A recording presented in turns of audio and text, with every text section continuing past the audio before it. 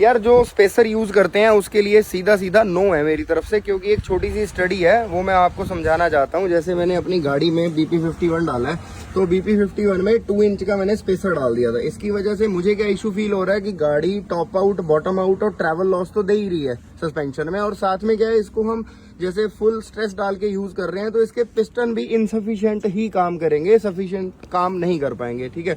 उसके बाद जैसे ये सीवी जॉइंट है, सीवी जॉइंट पे हमेशा स्ट्रेस रहेगा, क्योंकि ये स्ट्रेच रहेंगे तो आर्टिकुलेशन पे, टर्निंग पे ये आपको एबनॉर्मल बिहेवियर फील होगा ही होगा, और साथ में इसके ऊपर सील लीक का भी खतरा बना ही रहेगा, ठीक है। अब सबसे इम्पोर्टेंट क्या है कि जो BP51 की ये सस्पेंशन है, ये सस्पेंशन आपकी 3 इंच तक मैक्सिमम आपको प्रेशर अगर देना ही है इस पे, तो मैक्सिमम 3 इंच का प्रेशर आप दे सकते हो, जिससे कि ये आपको कोई भी इशू नहीं आएगा उसमें, ठीक है। ये डिजाइन उस हिसाब से हो रखी है कि इतना प्रेशर आप इस पे डाल सकते हो, और इससे ज्यादा डालोगे तो आपको प्रॉब्लम रहेगी। एट द सेम टाइम गाड़ी में जब आप अलाइनमेंट और बैलेंसिंग के ऊपर जाओगे तो अलाइनमेंट बैलेंस भी टाइमली इसको देखना पड़ेगा, कराना पड़ेगा उसके ऊपर, क्योंकि अलाइनमेंट बैलेंसिंग आउट होगी। जैसे मैं एक ऑफ रोड करके आया, मेरा स्टीयरिंग ऐसे ऐसे ऐसे ऐसे करके कांप रहा है, ठीक है।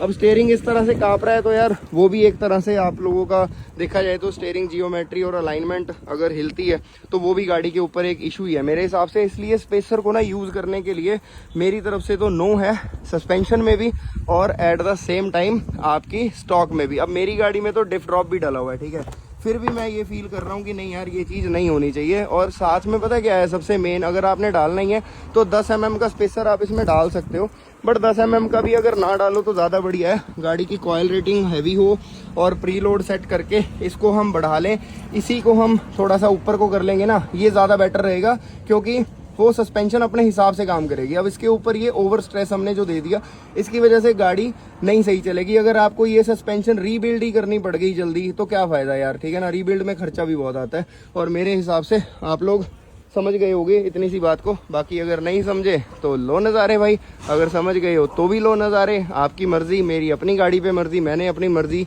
चूज़ कर ली कि से नो टू स्पेसर्स। ओके।